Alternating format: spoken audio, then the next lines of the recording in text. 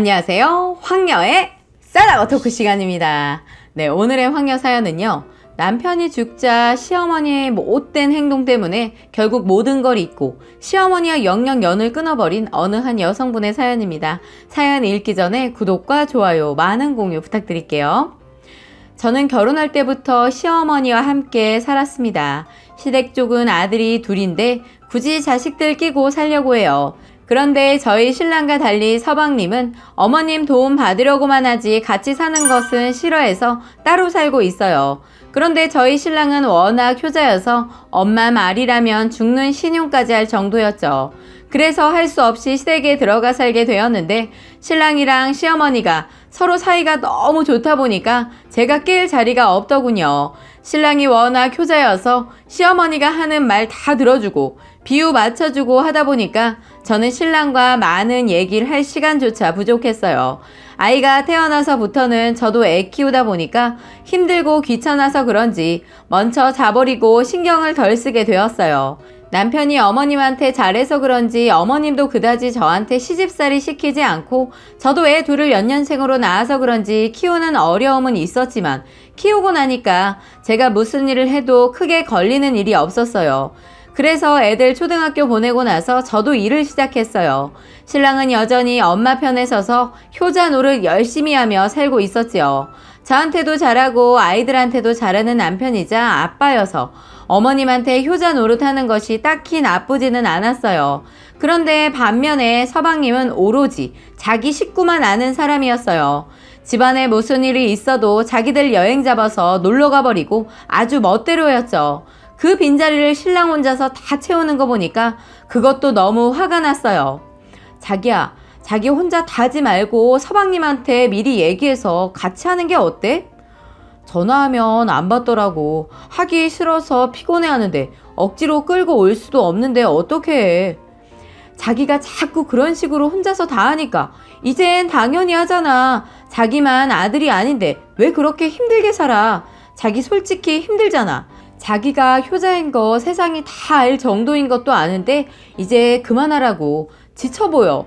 동생이 알아주는 것도 아닌데 왜 그래? 어머니가 젊어서 혼자 되시고 우리 키우느라 고생 많이 하셨잖아. 내가 그냥 조금 힘들고 말지. 그냥 엄마 신경 쓰게 하고 싶지 않아. 그래, 할 수 있으면 혼자서 하세요. 누가 말립니까?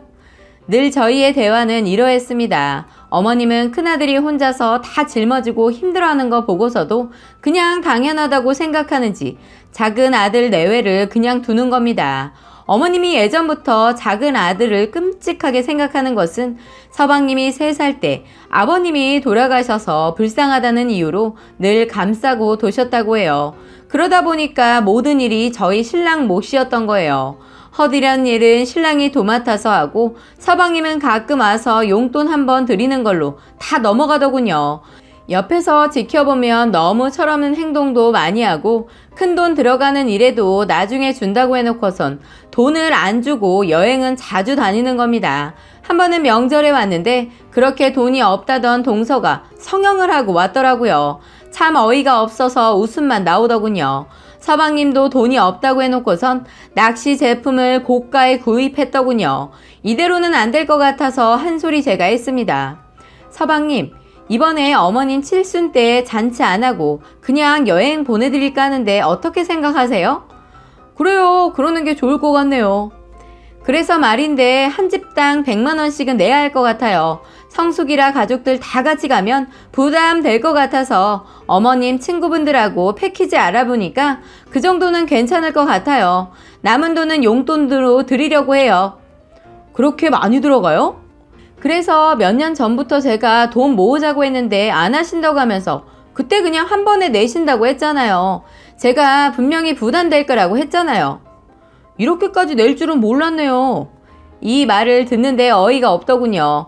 껐떡하면 여행 다니면서 몰랐다고 말하는 거 듣고 있자니 화가 치밀어 오르더군요. 서방님, 여행에 여행도 모르며 말을 하네요. 여행 잘 다니면서 그 정도 예산은 생각했으니까 그때 가서 돈 낸다고 했던 거 아니세요? 아니, 왜 화를 내세요?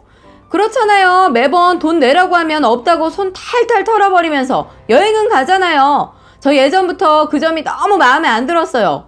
말 나온 김에 말 좀 해보세요. 형은 돈을 많이 벌어서 혼자 다 내는 줄 아냐고요. 병원비도 분명히 500씩 부담하기로 했는데 아직도 못 받았다고 하던데 그건 어떻게 된 거예요? 조금씩 주기로 했어요. 언제요? 저희도 대출받아서 어머님 수술비 해드린 거라고요. 이자도 저희가 다 내고 있는데 왜 입금을 안 해주시냐고요. 그래놓고선 해외여행은 다녀오셨다던데 그 돈은 어디서 나서 다녀오신 거예요? 저희는 더군다나 애가 둘인데 서방님네는 애도 아직 없잖아요. 그리고 둘이서 맞벌이까지 하면서 없다는 게 말이 돼요? 알았어요. 되는 대로 500은 드리고 100은 내일 입금해 드릴게요. 약속 지키세요. 일단 그렇게 일단락 지었는데도 생각할수록 괘씸하더군요. 다음날 통장을 확인해보니 다행히 돈을 입금시켰더군요. 그런데 500만 원도 얼마 지나서 입금해줘서 다행히 이자 내는 걸 조금 줄일 수 있었어요. 그렇게 어머님 여행도 보내드리고 집안에 큰 문제 없이 지내고 있었어요. 그런데 청천벽력 같은 일이 생겼어요. 신랑이 퇴근하고 횡단보도 건너는 길에 음주운전차에 치여서 그 자리에서 즉사를 했다는 전화를 받은 겁니다. 신랑이 퇴근하면 저희 회사 쪽으로 오는데 오던 길에 사고를 당한 겁니다. 그렇게 신랑을 보내고 시어머니와 아이들 이렇게 살게 되었어요. 한 달 동안은 거의 폐인이 되어서 지냈던 것 같네요. 다행히 아이들을 어머님이 챙겨주셨는데 큰아들 보내시고도 강인한 모습을 보이셔서 많이 놀랐어요. 저 때문에 슬퍼도 못하신 것은 아닌가 싶은 마음에 어머니가 안쓰러웠죠.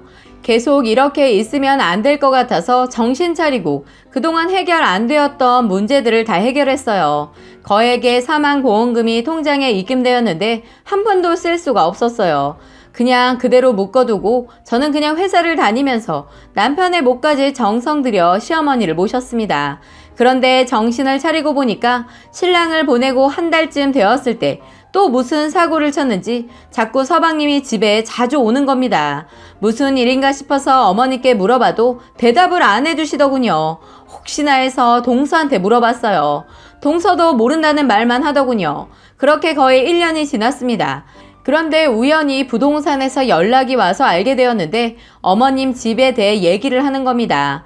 이사를 생각해 본 적도 그럴 이유도 없는데 왜 그런지 알아보니 어머님이 집을 담보로 서방님한테 대출을 해줬더라고요. 그런데 서방님이 돈을 갚지 않고 있어서 집이 경매로 넘어가게 생겼고 돈 문제까지 있더라고요. 저는 너무 어이가 없어서 어머니께 따져 물었어요. 어머니, 집 얘기가 뭐예요? 아니, 언젠간 네가 작은 애한테 돈 달라고 했잖냐. 그때 자꾸 사정을 하더라고. 형수님 보기 그렇다고 돈 좀 해달라고. 그런데 내가 돈이 어딨냐. 그래서 집을 담보로 대출 받아줬다. 둘째가 분명히 2달 안에 갚는다고 해서 믿고 해줬다. 어머님은 그렇게 서방님한테 당하고도 또 돈을 해줬으면 어떡해요. 그것도 집을 담보로. 이거 넘어가면 어떡하실 건데요.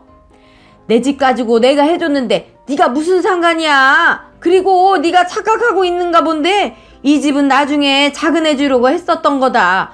그리고 넘어가긴 왜 넘어가냐. 큰아들 죽고 나온 돈으로 메꾸면 되는 거지. 어이가 없더군요. 그래서 이대로 안 되겠다 싶었어요. 무슨 돈이요? 저한테 지금 서방님 저지른 일 해결하라는 거예요? 둘이 여행 다니고 하고 싶은 거 다 하고 빚진 거 저보고 지금 해결하라는 거예요? 어머님, 제가 불쌍하지도 않으세요? 그럼 누가 하냐? 그리고 돈이 없는 것도 아닌데 죽은 우리 아들 불쌍하지만 그래도 다행이지 않냐? 그래도 집은 안 넘어가게 생겼구먼. 이 말을 듣는데 친엄마가 맞나 싶었어요. 애들 아빠가 친아들은 맞는 거죠? 어떻게 평생을 작은 아들만 보세요? 애들 아빠가 어떻게 했는데 이제 제발 그만 좀 하세요. 어떻게 죽은 아들 목숨으로 나온 돈까지 탐을 내서 서방님한테 다 쓰려고 하세요.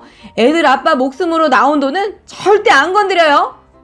네가 지금까지 누구 때문에 살았는데. 네, 감사해요. 애들 아빠 죽고 그래도 강하게 제 옆에서 강하게 버텨주셔서 너무 감사하고 안쓰럽기도 했는데 알고 보니 이유가 다 있었네요. 저 이제는 어머님 그만 모실 거니까 이 집 넘어가든 말든 알아서 하세요. 뭐야? 그래도 아비가 살던 집이고 이 집이 얼마인데 경매에 넘어가게 둔다는 거야? 저도 집값 생각하면 넘어가는 거 맞고 싶지만 아비 생각하면 그러고 싶지 않아요. 죽어서나마 이 집 벗어나서 편하게 살게 해주고 싶어요. 그리고 어머님이랑 같이 평생 살다가는 제가 서방님 뒤치다거리 다 하게 생겼네요. 저는 애들 아빠처럼 못 살아요. 어머니도 마음에 준비하시고 서방님이랑 같이 살던가 혼자서 살던가 알아서 하세요. 그렇게 말을 하고 저는 방으로 들어왔는데 밖에서 대성통곡하시면서 저를 욕하면서 울더군요. 아들 죽고 없으니까 돈만 보고 자기를 버린다고 하면서 우는데 더 이상 지켜보기 싫어서 간단한 짐을 챙겨서 우선 나왔어요. 친정은 시골이고 언니네는 2시간 거리에 있어서 어딜 갈까 고민하다 언니네로 갔어요. 언니한테 자초지정을 얘기하니까 서둘러 정리를 하라고 하더군요. 다음날 언니네 집 근처에 집을 알아보고 아이들 학교도 벌써 알아봤어요. 다행히 이사 조건이 맞아 떨어져서 신랑 돈으로 집을 샀어요. 그리고 시어머니한테 말하지 않고 애들 전학도 시켰어요. 시어머니는 제가 화가 나서 잠깐 나간 걸로 알고 있더군요. 짐은 얼마 안 되지만 챙길 것이 있어서 집에 갔더니 어머님이 안 계셔서 다행히 간단한 짐 챙겨가지고 바로 나왔습니다. 이사하고 한 달쯤 지났을 때 서방님한테 전화가 오더군요. 형수님, 도대체 집 어떡하려고 그러는 거예요? 집이 왜요? 왜 저한테 그걸 물으세요? 집이 넘어가게 생겼는데 대책 마련해야죠. 아니, 그러니까 그걸 왜 제가 하냐고요. 형수님이 살고 있잖아요. 전 그 집에서 나온 지 오래됐는데요? 무슨 말씀이세요? 저 이제 어머니랑 안 살고 있으니까 알아서 해결해 주세요. 그리고 어머님이 그 집 서방님 주려고 했다는데 혹시 알고 있었나요? 알고 있으니까 그 집 되찾으려고 하는 거겠죠. 저는 그 집에 욕심 없으니까 서방님이 집 팔아서 그 집 알아서 하세요. 그리고 앞으로는 어머님도 서방님이 모시던가 따로 집을 사드리던가 알아서 하시고 앞으로는 저한테 전화하지 마세요. 저는 이제 할 만큼 했다고 봐요. 이젠 형도 없는데 서로 보고 살지 맙시다. 화가 났는지 저한테 반말을 하더군요. 그래서 저도 그대로 받아쳤어요. 아니, 그럼 보험비나 보상금 받은 거 나눠줘야 하는 거 아니야? 뭐라고? 지금 뭐라고 했어? 너? 너? 지금 막 나가시는 겁니까? 네가 먼저 반말했잖아. 그리고 나눠달라고? 말 같지도 않은 욕심 버려라. 인생 그렇게 살지 마. 그렇게 형이 아무 소리 안 하고 지금까지 다 했으면 이제 네 차례야. 그동안 어머니 사랑 혼자 다 독차지한 만큼 어머님한테 잘해라. 모시든 말든 네 맘이니까 알아서 하고 2번 다시 연락하지 마라. 그러고 나서 저는 바로 연락처 바꿔버리고 지금까지 시어머니와 연락도 끊고 살고 있습니다. 인간 같지도 않은 놈이 자식 노릇 잘할지는 모르겠지만 뒤통수 때린 시어머니랑 똑같은 사람이니까 끼리끼리 잘 살겠죠. 뭐 이젠 그쪽 일은 그만 생각하려고 합니다. 행여나 연락이라도 닿으면 돈부터 달라고 손 내밀 놈입니다. 앞으로는 그쪽으로 고개도 돌리고 싶지 않네요. 라고 사연 올려주셨습니다. 오늘의 사연 여기까지였고요. 많은 공유와 여러분들의 생각이나 느낀 점이 있다면 댓글로 표현해 보시기 바랍니다. 이분도 보통이 아니긴 하네. 고생했으니까